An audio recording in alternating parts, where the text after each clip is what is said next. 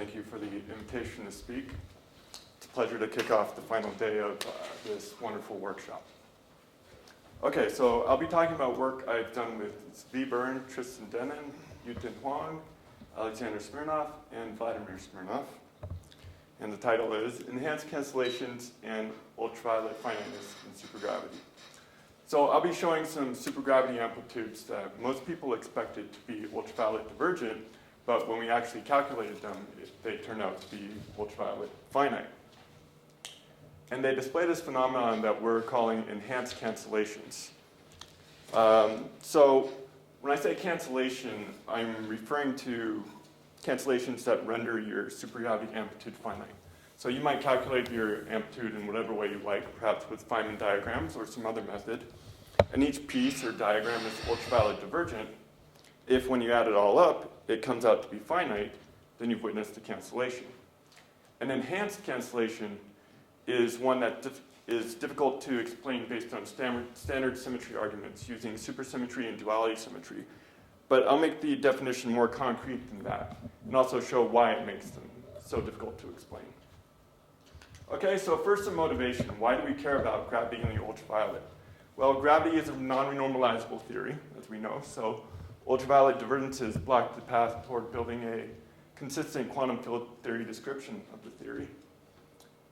And as you encounter divergences, then you'll have an infinite sea of higher dimension counterterm operators, really destroying the predictive power of your theory. Naively, we expect gravity to be badly behaved in the ultraviolet due to the two derivative coupling. So here we have a gauge theory integral with our integration over loop momenta, our propagators, and some single derivative coupling from some gauge theory 3 vertex, while in gravity we have this two derivative coupling. More powers of loop momenta in the numerator means worse behavior in the ultraviolet. Gauge theory, we already know it's ultraviolet divergent, so of course we'd expect gravity is ultraviolet divergent as well. And indeed, examples of ultraviolet divergences are known. Perhaps the most famous is in 4 dimensions in pure Einstein gravity. It is somewhat miraculously finite at 1 loop, but already at 2 loops we see a divergence, as shown by Groth and Signati about 30 years ago. But even this case has some very interesting properties, very interesting ultraviolet properties, both at 1 loop and 2 loops, some evanescent effects, and Zvi will be talking about that in the final talk of the workshop. I'll be focusing on the supersymmetric theory. We've seen that supersymmetry can tame the ultraviolet behavior of gauge theory. For example, n equals 4 super Yang-Mills is ultraviolet finite to all orders in the perturbative loop expansion. It's then a natural question to ask, how well can supergravity do? Well, it's been known since the early days of this theory that all 1 and 2 loop divergences can be ruled out in all pure theories in 4 dimensions. So by pure theory, I mean theories without matter. If you add matter, it diverges. But already it's doing better than its non-supersymmetric counterpart. However, the consensus opinion of that time in the late 70s and the early 80s was that all supergravity theories would likely diverge at 3 loops, corresponding to an R to the 4th operator, where R is just our Riemann tensor. Now, it was a few decades before this was tested directly, partly because everyone expected it would just diverge, and partly because calculating in gravity is difficult. But it was eventually done in the context of maximally supersymmetric gravity, which in 4 dimensions is the n equals 8 theory of Kremer and Julia. And it was found that actually it's finite at 3 loops in 4 dimensions. It's finite all the way up to 6 dimensions. This was shown in 2007 by this group here. And at 4 loops, a couple years later, it was shown that the theory is also finite there in 4 dimensions. It's finite up to 11½ dimensions. So these critical dimensions, the dimensions at which the theory first diverges, are important because they're also the critical dimension of maximally supersymmetric Yang-Mills, or n equals 4 super Yang-Mills. So I'll have more to say about that pattern later. Okay, so this sparked a lot of interest considering most people expected the theory would diverge at 3 loops. And after some further study and some time, a new consensus opinion was reached that the theory likely diverges in 4 dimensions at 7 loops. Okay, so the way this was done is counterterms were ruled out by requiring they be invariant under supersymmetry and duality symmetry constraints. So basically at 5 and 6 loops, you just can't write down a valid counterterm that's invariant under the E77 duality symmetry of n equals 8. You can see there are quite a few people who worked on this. Indeed, there is this valid d to the 8th, r to the 4th counterterm at 7 loops, valid under all known symmetries. So naturally, you'd expect that when there's a valid counterterm, there's probably a divergence. Of course, this assumes you've taken all symmetries or other principles that could rule out divergences into account. Okay, an interesting parallel is that Bjornson and Green used the Berkovitz-Peer-Spinner formalism to power count based on supersymmetry only. So this is some diagrammatic formalism, and they took advantage of cancellations due to supersymmetry only and also landed on a prediction of bad behavior starting at 7 loops. So it's interesting that they landed on the 7-loop prediction without using duality symmetry, unlike these analyses. Now 7 loops is a very high loop order. It's currently out of reach through direct computation. But fortunately, we can either decrease the amount of supersymmetry or raise the space-time dimension.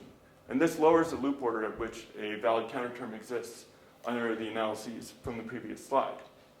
So here I have a chart of some valid counterterms under supersymmetry and duality symmetry constraints.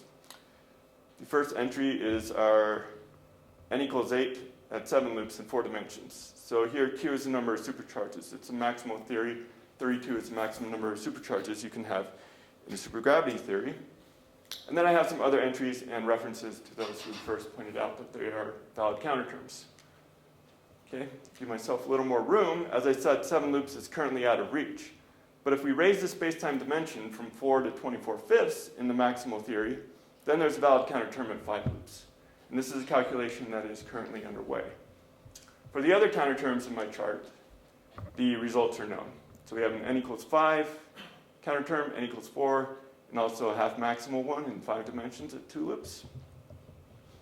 So as I said earlier, if there's a valid counterterm, naively, you might expect that there is a divergence. But you can probably guess from the title of my talk, these aren't quite going to come out that way. Now I need to make one technical comment about these counterterms, and that's the following. They are not writable as full superspace integrals of integrands which are themselves duality invariant. Okay, so what exactly does that mean? It means these counterterms are special in some sense. And people often quote this as a possible reason that these are coming out finite. However, there are known divergences that have corresponding counterterms with this property. So strictly speaking, there's no problem with this property. But people do bring it up sometimes, and I'll have more to say about it toward the end of my talk. Okay, so here's the outline for the remainder of my talk. I'll be discussing those 3 main results from the previous slide. And I'll also concretely define what enhanced cancellations are and why they make the results difficult to explain. But first, I need to give a little bit of calculational setup.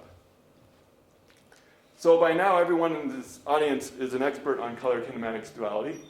There have been more talks than I can really list up here, including a nice review talk by Henrik. But since it's been a couple days since our last review, I'll give a quick one. So it refers to a duality between color and kinematics in Yang-Mills theories. It also gives us a nice construction of gravity amplitudes, known as the double copy construction. Okay, so here we have a tree-level Yang-Mills amplitude. We have a sum over trivalent graphs. We have propagators. And in the numerator, we have a color factor. So this just comes from dressing every 3 vertex with an FABC structure constant. So this is the color factor for this graph here. And then we have our kinematic numerator, depending on momenta and polarizations. And as part of a color algebra, the color factors obey Jacobi relations. So this would be the relation between graphs I, J, and K.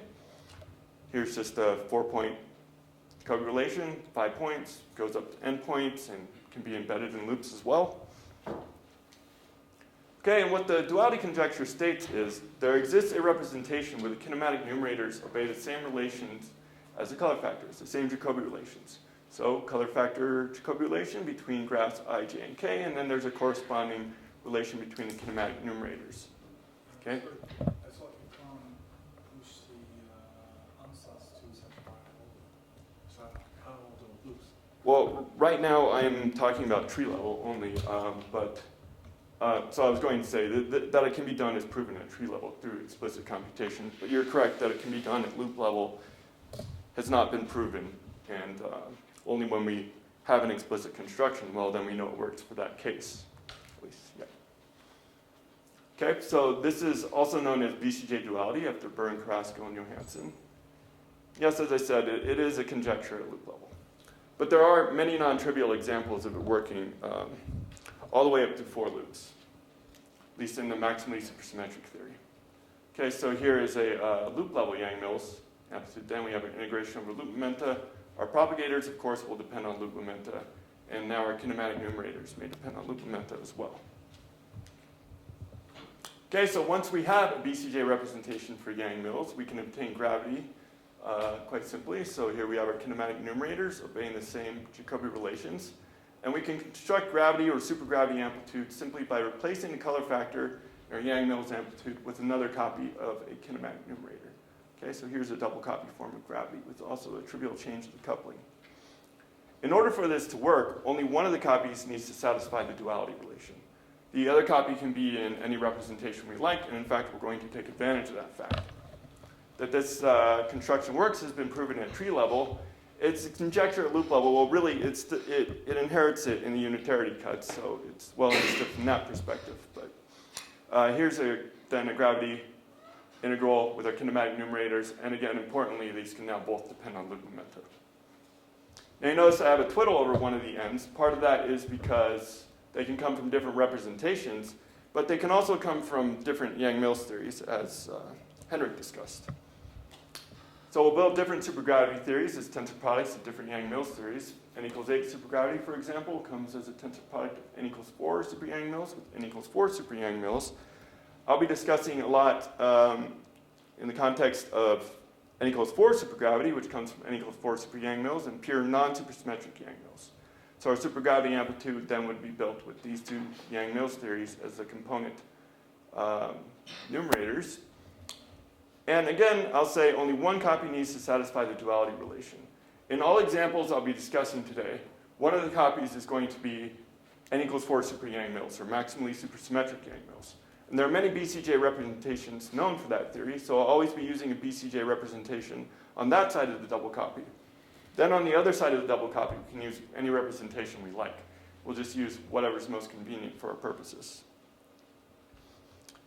Now, everyone, as I said, is an expert here in color kinematics and double copy, but others may be suspicious of this procedure and say, how do we know that we have the right integrand after we've constructed it in this way? Well, we can always fall back on the unitarity cuts, and these have also been discussed at this workshop. I'll give a brief review. We use a unitarity method pioneered in the 90s by Byrne, Dixon, Dunbar, and Kossauer. What we do here is we put propagators on shell via the replacement given here. Propagators are replaced by a delta function, which effectively imposes the on-shell conditions given here. So these are the on-shell conditions, for example, in this graph here, this box graph. So if we cut these propagators and put them on shell, then the loop integrand will factorize into a product of tree amplitudes. Okay, so here we have 4 3-point tree amplitudes that this loop integrand has factorized into. So if I hand you some integrand and ask you to check if it's right, the way you would do that is by checking some spanning set of cuts. And if it correctly factorizes into a product of tree on that spanning set of cuts, then you know you have the correct integrand. So we always have this as a way to check our supergravity integrands, and in fact, we always do so. Okay, so once we've constructed our integrand, the last thing we want to do is extract the ultraviolet divergence. So we're working at 3 and 4 loops here. 3 and 4 loop integrals are difficult, but if all we're interested in is the ultraviolet divergence, it's considerably easier. And we use well-known methods that have been applied in other computations, most notably in calculations of the QCD beta function. Now, here I just outline the computational details, but in the interest of time, I won't go through them. But just reiterate, they're well-known methods, just computationally intensive. Sorry, so how do the numerators look like when you set them from the other set of the numerators? The non-BCJ? Yeah. Are they all polynomials in loop? Yes, yes. Typically we use some local representation. I'll actually tell you what representation we're using for each calculation. Often we just use Feynman diagrams. Okay, so with that out of the way, let's get to a calculation for the first entry in the table. And remember I said there are valid counterterms under supersymmetry and duality symmetry constraints for this. So one might expect that they diverge. So n equals 4 supergravity in 4 dimensions at 3 loops. The first thing we do is we construct the integrand using the BCJ procedure. So n equals 4 super Yang mills on one side, and there we use a BCJ numerator. These are the 12 graphs with non-vanishing BCJ numerators for n equals 4 super Yang mills. And in this chart, I've given the numerators. Okay, so those are going to go in one side of the double copy. Right, and for this example, on the pure Yang mill side, the other side of double copy, we'll use just Feynman diagrams. That may sound kind of inconvenient, but actually we only need the Feynman diagrams for these 12 graphs here. Right? And furthermore, it's actually pretty difficult to do better than that from a power counting perspective. Okay, so those we put those in there. We have our integrand, and then the next thing we need to do is extract the ultraviolet divergence using the techniques from the previous slide that I quickly went through. Just to give you a flavor, here I've put the vacuum diagrams that contribute in this calculation. These are the same vacuum integrals that show up in the calculation of the 3-loop QCD beta function. So that's actually what these references are to. Okay, so when we put that in, we find n equals 4 supergravity in 4 dimensions is 3-loop finite. And again, there's a valid counterterm under supersymmetry and duality symmetry constraints. So it was surprising to us that it was finite. We weren't expecting this when we calculated it. Okay, again, here are the 12 graphs, and again, for a flavor, these are the divergence values for each of these graphs for some particular gauge choice. And if you were to take out your calculator and add those all up, you would find that you get 0 from that chart right there. Okay, and this is true for all 3-loop divergences, meaning for all states in pure n equals 4 supergravity. Okay, and this has also been understood by extrapolating from 2-loop heterotic string amplitudes by Piotr-Turkin and Pierre Van Hoff. All right, so we'll check that off. That's finite. And this is our first example of an enhanced cancellation. So now it's time to talk about what exactly enhanced cancellations are and why they make these results difficult to explain. So I mentioned cancellations are simply something that renders your supergravity amplitude finite. An enhanced cancellation is one that cannot be displayed term by term in any covariant local diagrammatic formalism. So by that I simply mean a formalism with standard Feynman propagators. Okay, you can't have any doubled or tripled propagators in this formalism or any other kind of funny non-localities. These types of cancellations do not occur in non-abelian gauge theory. If you look at the proofs for the finiteness of n equals 4 super Yang mills, they are this kind of diagrammatic formalism with standard propagators. And you can really see the finiteness through a diagrammatic analysis. Okay, so this is something different that's going on in gravity. The formalism of Bjornson and Green, where they predicted bad behavior in n equals 8 supergravity, starting at 7 loops, is exactly this type of covariant local diagrammatic formalism. Therefore, their formalism cannot capture enhanced cancellations. Okay, so this would be an example of enhanced cancellations if it's finite then, and in fact, all of these, if they are finite, would be examples of enhanced cancellations. So to make this a little more concrete, how do we know that we won't be able to see cancellations at a diagrammatic level? Well, we do a maximal cut analysis. So maximal cut is a unitarity cut that puts all the internal propagators of a trivalent graph on shell. Okay, so this is a maximal cut for this box diagram. And what it does for us is it identifies a gauge invariant set of terms that are really unique to a diagram, right? They belong to that particular diagram. We're not interested in terms, in this analysis anyway, whose assignment to trivalent diagrams is ambiguous. So if you have some graph here with a 4-point vertex, you can assign it to a trivalent graph here by multiplying by an inverse propagator, or here. But we're not interested in those types of terms. When we take the maximal cuts of these diagrams, and these loopmenta go on shell, these are going to vanish. Okay, so we keep only terms that can't be passed to another diagram while keeping standard Feynman propagators. The terms that survive your maximal cut can only be passed to another diagram by introducing some funny non-locality, right? Okay, then we take those terms that survive the maximal cut and we power count. If they're divergent by power counting, then naively we expect a divergence because we've identified a badly behaved diagram. If the amplitude actually comes out finite, then we have these enhanced cancellations. Okay? And a great thing about this maximal cut analysis is it captures the effects of supersymmetry on power counting. Right? So just like Bjornson and Green, we're going to capture cancellations due to supersymmetry. So here's an example from an amplitude we already saw that is finite, n equals 4 supergravity at 3 loops. Here's one of the contributing graphs. If you take the maximal cuts, you have various surviving terms, one of which I've written here.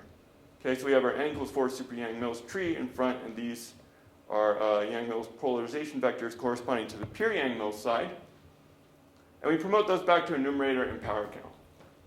And just to remind you how power counting works, we count the powers of loop momentum in the numerator, powers in the denominator.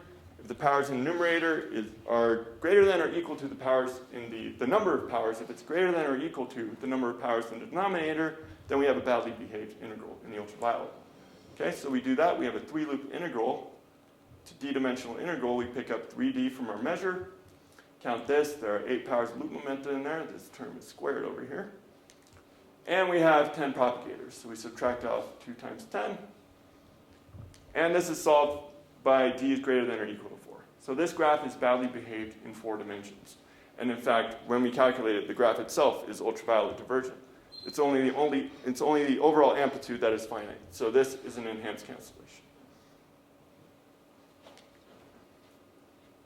Okay, this maximal cut analysis reproduces the results of Bjornson and Green, where they use the Berkovitz pure spinor formalism. Yeah. So you just showed that this is finite, it's marginal, but now you have taken it for full loop. Have you calculated the example for full loop to see if it really has divergence? For n equals 4, yes, and also for n equals 5. We've calculated them. I will get to those. Okay. So start with 3 loops. Yeah, toward the end of my talk, I'll go to 4 loops. Okay, so yeah, this analysis reproduces the results of Bjornson and Green. Theirs is a diagrammatic formalism taking advantage of cancellations due to supersymmetry. So in their paper, they have this interesting quote. They say, if these come out finite, it would not be a consequence of supersymmetry in any conventional sense. Okay, so some new kind of formalism is needed here. Okay? In fact, all of these diagrams have divergent diagrams under this maximal cut analysis, and this is the threshold at which it happens. So it's interesting that this exactly agrees with the counterterm analysis based on supersymmetry and duality symmetry. Right? And yet our cut analysis only took advantage of cancellations due to supersymmetry. Okay? And again, if they're finite, they display enhanced cancellations. Now, why might we expect enhanced cancellations, besides seeing them in direct computation? Well, there are certain unitarity cuts that show cancellations between diagrams. So here it's not a maximal cut. If you leave some legs uncut, then you'll have multiple diagrams contributing to your cut. And there are some nice cancellations seen to this analysis, although it's still difficult to deal with the maximal cut terms. And it may also be that ColorKinetic Duality itself implies new cancellations. So that's in fact what I want to discuss next in the 2-loop example. So here you see we'll get to 4 loops in a bit. So we have a 2-loop example of a valid counterterm in 5 dimensions for this half-maximal theory. And we're going to see some nice cancellations here due to Yang-Mills that can capture enhanced cancellations. Before you go on, what's the explanation for this result in 3-loop? Present it first. Do people understand? It's not well understood. Pierre has an understanding from string theory. There have been some proposals that I'll discuss. Yeah. This is exactly the first example you said 3 loops finite. Does 4 loop is finite or not? These are all finite. Spoiler, yeah. These are all going to come out finite. No, but the third one is not the same example as the first one. First one is just this n equals 4. Right, so you're asking is n equals 4 finite at 4 loops? Yeah, exactly. That I'll discuss in the final section of my talk. I see. It's not in my chart, so yeah, the answer is no, but we'll talk about it. I see. Yeah. Okay, so this case in cancellations from Yang-Mills. So before we get to 2 loops, we'll do a 1-loop warm-up. The 2-loop analysis will be pretty much the same. So here's a pure Yang-Mills 4.1 loop amplitude. Okay, our color factors here are the box color factors that come from dressing every corner with an FABC structure constant. And these are our color shift amplitudes containing kinematic data only. It's not immediately obvious where this comes from, because if you do Feynman diagrams, you're going to have triangles and bubbles in there, but you can Jacobi out of them with your color factors, and you land on this representation. Okay, so this is most convenient for us. Then we have our maximally supersymmetric BCJ numerators here. And the double copy procedure tells us simply put those numerators in for the color factors, and we have half maximal supergravity at one loop. Okay, so here's our n equals 4.3 amplitude here, and these are our Pure-Yang-Mills amplitudes, and these are the loop level amplitudes. That means any divergence is coming from this combination right here. Right, so if we can say something useful about this combination of Yang-Mills amplitudes, then we can immediately say something useful about the supergravity divergence. So we're going to see if we can... Is a particular choice of helicities that is made? No, this is valid for any helicities. Yeah. And I think in any dimension as well. Just color. Yeah. It comes from color. It's just a color. Because it's super... No, it's just a color decomposition. It's just color algebra. This you mean? At least the top formula is just color. Yeah. And then the second thing is just BCJ. In the actual calculation, when you take your Nielsen amplitudes, are they for particular choice of helicity or it doesn't matter? Sorry, say again. When you take your Nielsen amplitudes, are they ones for particular choice of helicities or because it's super Nielsen? Well, He's going to, well. if we can do it in general, analyze we... it for all Yeah. velocities of that theory. So, Yeah. But is it because of super, the fact that all helicities are united in one multiple? Is it because of this? Yes, so, On the n equals 4 super Yang-Mills side, yes. On the pure Yang-Mills side, not necessarily. So we'll often use formal polarization vectors, and we're capturing the effects of all velocities. Okay, so we want to know about this combination and see. Worrying about set of the Pure Yang-Mills when you write down the score strict amplitudes, like level For these, Yes. these are just gauge invariant color stripped amplitudes. Pure Yang-Mills. Yep. This is actually any Yang-Mills works like this, but yes. Here's for pure Yang-Mills. just take your hand. Yeah. So I mean, you're going to have other diagrams in here, triangles and bubbles, and other than, say, if you were to use Feynman diagrams, other Feynman diagrams corresponding to those, you just rewrite the color factors using Jacobi relations to get back up to this. And then you have the right combination of diagrams to get the color strip amplitude. Okay. So again, this combination, what can we say about it? Well, if we use a different color basis than this, so now another switch, we can identify that combination. So we have 3 independent color tensors here, but we're going to use 3 different independent color tensors. Okay, so we'll have 2 tree-level color tensors here. Say the S channel 4-point and the T channel, just from dressing each vertex with an FABC. And then we also have the box with ordering 1, 2, 3, 4. Okay, so in terms of these, we can write these other box color factors. Right, so for the ordering 1, 3, 4, 2, here would be the decomposition in this basis. C is just our quadratic Casimir. In this basis, then, the pure Yang-Mills amplitude looks like this. Okay, so here's our loop level color tensor. This superscript denotes that it's loop level. These are tree level color tensors from here. Okay, and there's our combination we were after. Okay, so focusing just on the one loop color tensor piece of pure Yang-Mills, here's our Yang-Mills amplitude, here's our supergravity amplitude. So in words, our pure Yang-Mills divergence then, that is proportional to the one loop color tensor, is itself proportional to the supergravity divergence. So whenever this color factor, this loop level color factor, cannot appear in the pure Yang-Mills divergence, then we immediately know that the corresponding supergravity amplitude is finite. Okay, we can say this on some very general principles, that we can say that that color factor can appear. For example, in 4 dimensions, Yang-Mills is a renormalizable theory, and therefore the one-loop divergence must be proportional to the tree amplitude, right? Just the beta function is a proportionality factor. Therefore, it can only contain tree-level color tensors. So we know it does not contain this loop-level color tensor in the divergence, and then we immediately know that this combination has to be finite in 4 dimensions. Okay, so that immediately tells us then that half-maximal supergravity in 4 dimensions at one loop is finite. And it's finite by the same cancellation that's required for the renormalizability of pure Yang-Mills. Okay, how does this work in 6 dimensions? Well, in 6 dimensions, the counter term is for pure Yang-Mills, or for pure Yang-Mills is an F cubed. So we have our FABC structure constant contracted with our field strengths here. This F cube cannot generate a loop level color tensor at 4 points, or really at any points from tree level. Right? So we only have a single structure constant here. So this is just a tree level color factor. And the nonlinear part of the F cube also is just a tree level color factor. Okay? So with no one loop color tensor appearing in the divergence, this combination is finite. Half maximal supergravity in 6 dimensions is finite. In 8 dimensions, we have a divergence. So here the period-Yang-Mills counter term is an f to the 4th. Okay, so there's various ways we can contract for field strengths, but we want to focus on this color factor out in front. That's our friend, the loop level color factor. So we get that out of that vertex. And indeed, half maximal supergravity then diverges at one loop in 8 dimensions. Okay, and we can also use this to calculate the divergence based on that combination of Yang-Mills amplitudes, and we've reproduced a known result. So here's just the counter term for the divergence. It's an r to the 4th, and there are various ways to contract it there.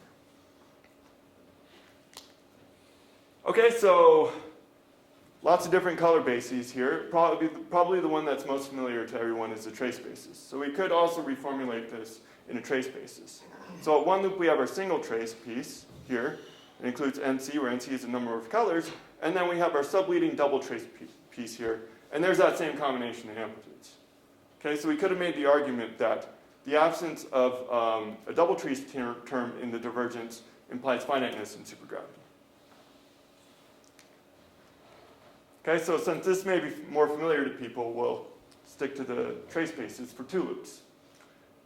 So now we're after 2 loops in half maximal supergravity in 5 dimensions, because that's where people say there is a valid counterterm under supersymmetry and duality symmetry constraints. So we have our planar double box color factor here, our non-planar double box color factor here, and again, color stripped amplitudes and permutations. You get this the same way by Jacobiing out of color factors, and this is a valid representation. And then we follow the BCJ double copy procedure. Here are our Yang-Mills numerators. We feed those in. And we have our supergravity amplitude here, okay, after some simplification.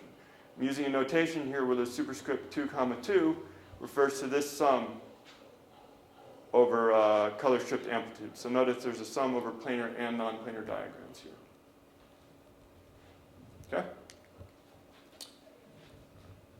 Okay, now we want to go to the trace basis in Yang-Mills. We have a single trace term at 2 loops and a double trace term, but we also have both a leading and a subleading piece in the single trace.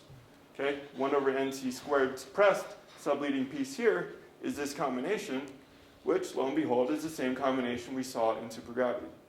Okay, so this connection between the subleading single trace term and Yang-Mills was first pointed out by Minusulish, Nastase, and Schnitzer when they were studying IR divergences. Okay, so now we can say if the Yang-Mills divergence lacks this subleading single trace color factor, then this piece is finite, and therefore immediately the supergravity amplitude is finite. Okay, and that forbidden color factors in Yang-Mills divergences can immediately imply finiteness in supergravity was pointed out by myself and collaborators in 2012. So let's see what happens at 5 dimensions. Well, it's true in 4 and 5 dimensions that the subleading color factor does not show up in the Yang-Mills divergence, and therefore supergravity, half maximal supergravity in 5 dimensions at 2 loops is finite.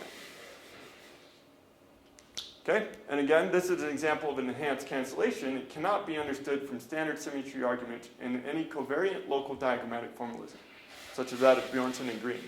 And the key point in the analysis we just did is the cancellation between different diagrams, right? So we had this sum over here, and remember I said there's a sum over planar and non-planar, and in each of these there are also various diagrams contributing. In fact, if you do the explicit computation, at least in 5 dimensions, you'll see that there's cancellations between the planar and the non-planar pieces for each of these. Like planar cancels with non-planar.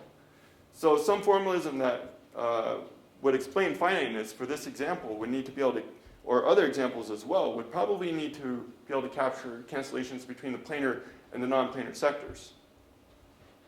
So it's interesting that ColorKinetic Duality can do this, and we're able to understand the finiteness, at least for this example. So now why can we not generalize this and understand all the ultraviolet properties of supergravity? Well, 1 and 2 loops are particularly simple because the super Yang-Mills BCJ numerators do not depend on loop momenta.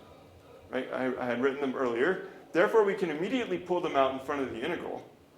And then the integral is just some Yang-Mills integral, meaning that gravity is a linear combination of Yang-Mills amplitudes.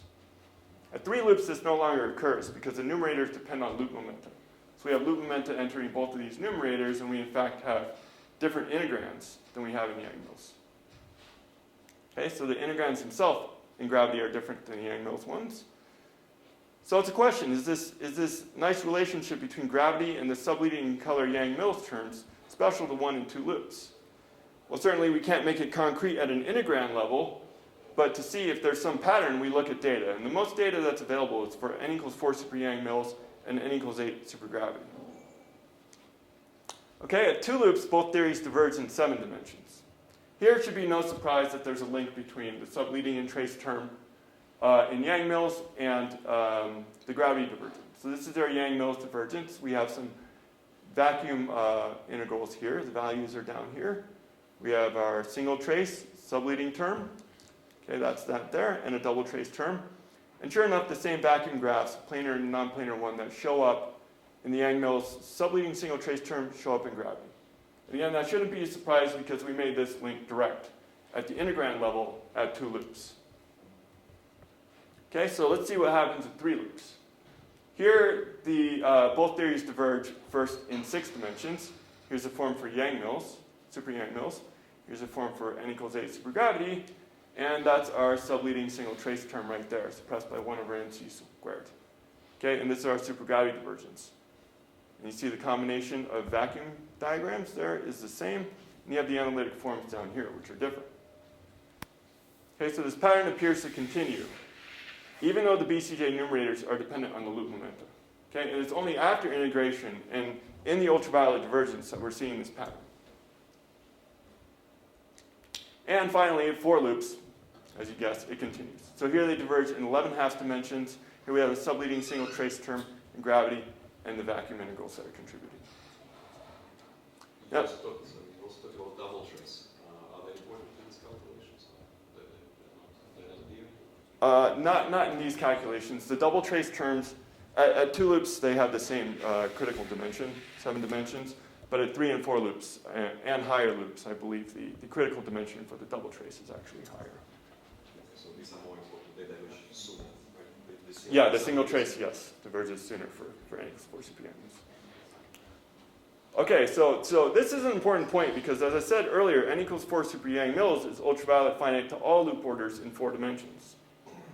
Okay, so if this pattern persists, well, then you'll be taking a 0 from here and putting it over to supergravity. It means that n equals 8 supergravity would be finite in 4 dimensions, to all loop orders, if this pattern persists to higher loops. Okay, so now, after that little detour, we check off half maximal supergravity in 5 dimensions at 2 loops. And now we get to 4 loops. So here we'll discuss 4 loops in n equals 5 supergravity. So 2 loops involved 2 graphs, 3 loops involved 12 graphs, and 4 loops involves 82 graphs. So it's much more difficult from a computational perspective, but our basic procedure is the same. Instead of using Mathematica and Fire 3, though, this is a program from the Smirnovs that does reduction due to integration by parts identities for our integrals. So instead of Mathematica and Fire 3, we use C++ and Fire 5 with help from the Smirnovs. So n equals 5 supergravity is a tensor product of n equals 4 super Yang-Mills and n equals 1 super Yang-Mills. As usual, on the n equals 4 side, we use BCJ numerators, and those are known. And on the n equals 1 side, we use Feynman rules. So now we have gluons and fermions as well. And we get some pretty long gamma traces that we have to deal with. See, you can draw some really long loop through here of a fermion running through, and you'll get some gigantic gamma trace that we have to deal with. But after banging on that and going through, we can get the calculation done. And as I said earlier, there's a divergence expected from the maximal cut power counting analysis we went through, and also from supersymmetry and duality symmetry constraints on counterterms. But when we calculate it, the thing comes out finite. There's no d squared r to the 4th operator here, and we have our 3rd example of enhanced cancellations. And it's fun to see these at work, so here are a few terms analogous to that 3-loop chart I gave you earlier. On the left side, we have graphs where there are where there aren't any fermions on the n equals 1 side. Here there are, just separated like this. And also I've had to merge about 30 graphs together because I can't put all 82, but each graph's divergence roughly looks something like this. And if you add this all up, you get 0. So one interesting thing to note, or one thing I should note, is we haven't been able to find any cancellations between any subset of graphs. Okay? You can't take 1 through 20 and hope that you're going to get something finite there. It's only when we combine all the graphs that we see something finite. So this enhanced cancellation is happening with all the graphs together. Okay, so check that off, and our chart now is complete. These are finite. Okay, and now back to a technical point I made earlier in my talk. These counterterms in this chart are not writable as full superspace integrals. And as I said, there are divergences that have this property. For example, at one loop. So there are known divergences with corresponding counterterms that are not writable as full superspace integrals, I mean. Okay, but people often say that this may be a reason they're coming out finite. For example, for the half maximal cases, the 16 supercharged cases here, Bussard, Howe, and Stell conjectured the existence of a 16 supercharged off-shell harmonic superspace. Okay, they didn't actually construct a superspace, but they conjectured its existence because if such a superspace were to exist, it would require that the counterterms be writable as full superspace integrals. Okay, and it would be along the lines of a standard symmetry argument for why these are coming out finite. But this off-shell harmonic superspace also predicts finiteness for the theory when it's coupled to matter. So it turns out it's pretty easy for us to, or straightforward for us to add matter to the theory. We just put scalars in on the pure Yang-Mills side in the double copy. So we decided to test this, and we found actually it diverges. So that's in direct contradiction to the predictions made based on the existence of this off-shell harmonic superspace. So it appears then that these are still unexplained by standard symmetry arguments. And there's currently really no problem with this, that the counterterms are not writable as full superspace integrals. But we do have the ability to test some cases where they are writable as full superspace integrals. For the 4-dimensional examples here, you just go up one order in loops. So for n equals 8, you would want to look at 8 loops. N equals 5, look at 5 loops. 8 loops is obviously out of reach. 5 loops is just out of reach. But for n equals 4, we can do the calculation at 4 loops. Okay, so that brings me to this final discussion here of n equals 4 supergravity in 4 dimensions at 4 loop and its relation to the Marcus anomaly. Okay, so n equals 4 comes from, to remind you, n equals 4 super Yang-Mills is a tensor product with pure Yang-Mills. This is easier than n equals 5, and actually we did this calculation first. My talk is out of chronological order. But when we do this, we find pure n equals 4 supergravity, in fact, diverges at 4 loops in 4 dimensions. So here's the form of the divergence. And this is the first and currently the only explicitly computed divergence in a pure ungauged supergravity in 4 dimensions. So it's pretty interesting to analyze. You have your 1 over epsilon UV pole here. Then we have this funny factor of 1 minus 264 zeta 3. Okay, and then this t here holds all the kinematic information. Right, so that has our maximum, our n equals 4 super Yang-Mills tree amplitude here, and these operators here you can think of as holding the pure Yang-Mills states. Okay, they're given here by some linearized field strengths, and by that I mean to simply replace them with momentum and polarizations here. Okay, so you can go back up through here, take these, insert them in there, back up, and you have your divergence in terms of formal polarization vectors. So then it's valid for all states of the theory. So, since there's a divergence in n equals 4 supergravity at 4 loops, naively one might expect that all supergravities are eventually going to diverge in 4 loops. Perhaps n equals 8 goes at 8 loops, n equals 5 at 5 loops. However, if you take a closer look at the structure of this divergence, you'll notice some peculiar properties. Okay, so to expose that structure, we want to look at the helicity structure on the pure Yang-Mills side. So we'll take a linear combination of these operators to expose that. And we'll write the operators in such a way that they're non-vanishing for only particular helicity configurations on the non-supersymmetric side. Okay? So here these denote our Pierre-Yang-Mills helicities. This combination is only non-vanishing for the MHV configuration.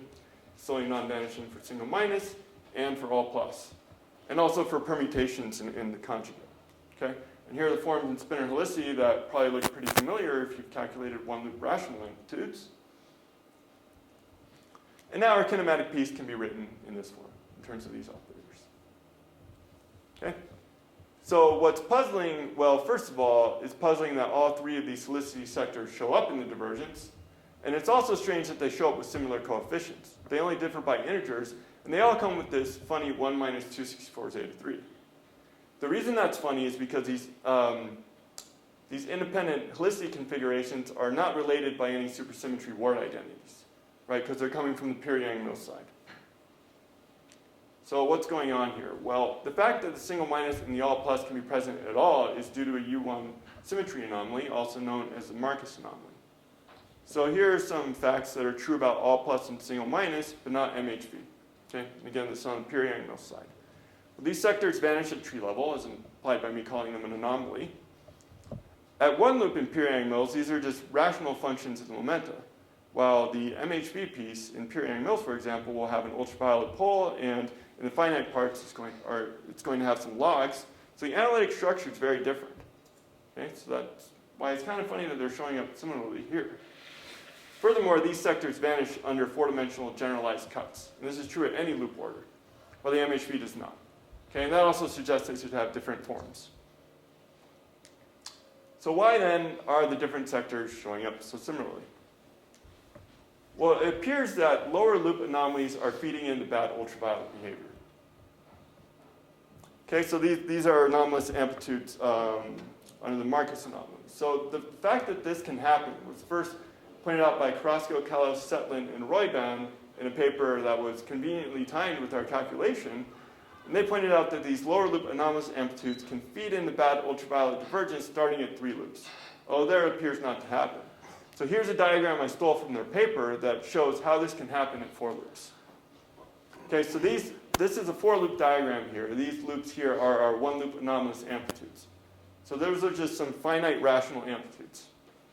Okay, and those two can feed into this 2-loop integral here and cause an ultraviolet divergence.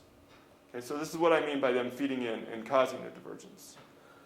If this is the source of the divergence, it would explain why the different helicity sectors have similar forms, because the lower loop anomalous amplitudes feed into the different helicity sectors in the same way. Okay? And they'll affect, say, in this example, this 2-loop integral here in the same way. And explain then why they have similar coefficients, and they all come with that funny 1 minus 264 zeta 3. Okay? What are the tabs in the diagram? Just kidding. Yeah. Yeah, Anomalous things that are. I guess they are. Yeah, if I drew the diagram, I probably wouldn't have had those in there. Okay. So that's one argument. And if that doesn't convince you, there's more hints that this is what's going on. As I said earlier, it's relatively easy for us to add matter to the theory. So we did it for this, even before we had this argument in mind. When you add matter to the 4-loop divergence, here's the form of the divergence.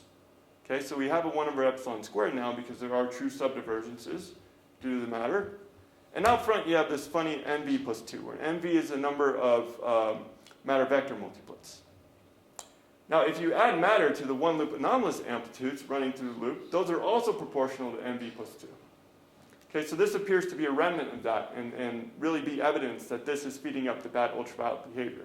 And here you have instances where there may be 2 1-loop anomalous amplitudes feeding up the bad ultraviolet behavior.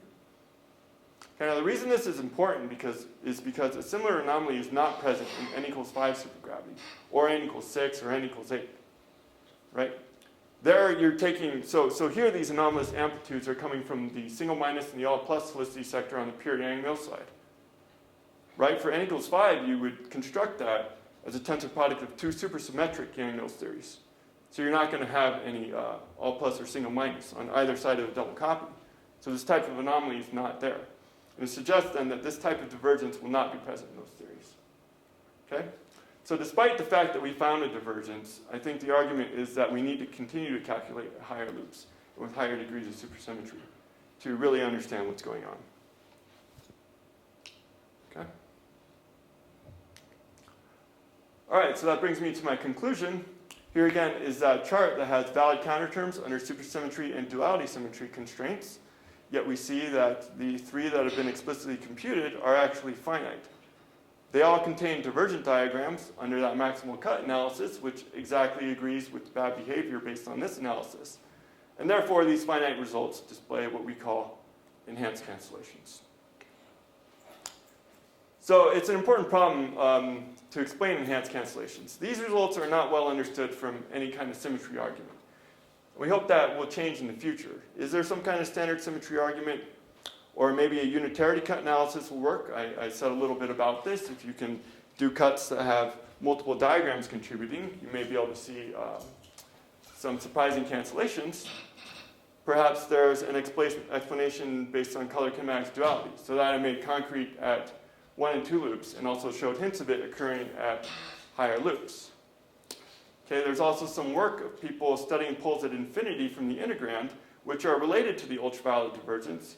So if there could be some cancellation there, they may be able to understand why these are coming out finite.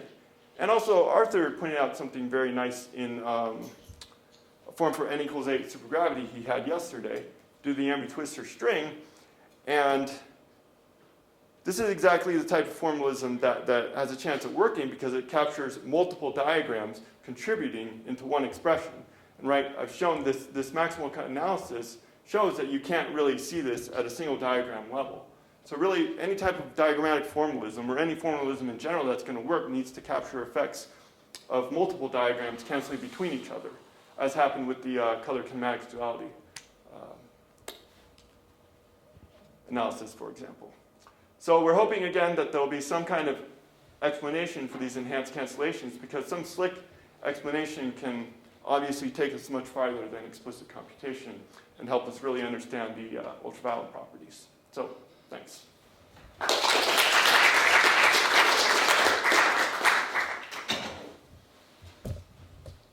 everyone's got a question? Yes. So, just at the very zeroth order level, is it correct to say that these cancellations can be explained just by what happens in, it's a double copy trick, and what happens in superamials or on the annual side explains what you see in supergravity. Is this correct? I think it's fairly likely that is correct, but we can't really make that concrete because we need to sort of have that happen at the integrand level. Now it's only after integration we see this pattern, and there are definitely people who believe that pattern will be broken starting at 5 loops. So yes, if we can make that concrete, obviously that'd be great. But so far we only have it really concrete at 1 and 2 loops. And it's due to the fact that there's loop momenta in the BCJ numerators, really.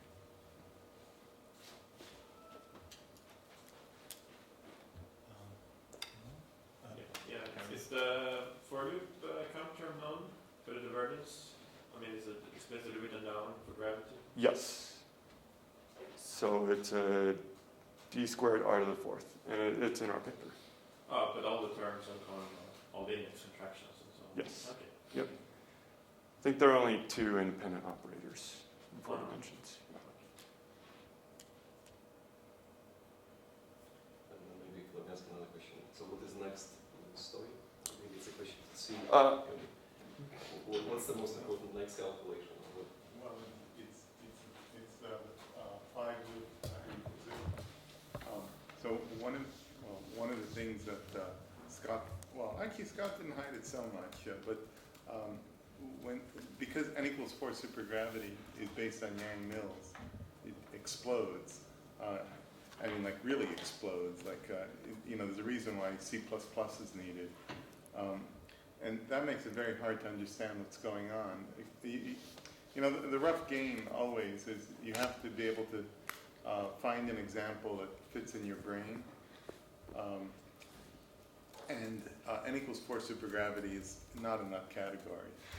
N equals 8 supergravity, even at 5 loops, is more or less in that category. I mean, the expressions will be big, And there's a lot of diagrams and a lot of pieces, but it definitely fits a lot better in your brain than n equals 4 supergravity. So I think that if once we have that and we could study in detail exactly how the cancellations between the diagrams work, we then might have the insight we need to then have an all orders proof.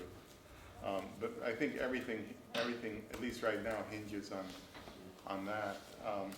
I mean, one can also hope that, you know, some other formalism, like we've been hearing about the twistor string, somehow, like Scott was saying, captures all the diagrams in some way. But that, of course, remains to be seen, because one very unfortunate thing in this game is that the really interesting things are at very high loop orders. So you have to go pretty far before you get to the real meat of what's going on, like 5 loops and n equals 8 supergravity. Is all other calculations below 5 loops? All other constellations and calculations done already? Or there is still something to be done? Well, if you're really asking, is there something to be done, I think that the answer is pure gravity and understanding that. So I'll talk about that in my talk. So that's within reach of technology of even 30 years ago, as we were discussing the other day. And there's interesting things happening. So this question of what's going on with the ultraviolet, there's two sides.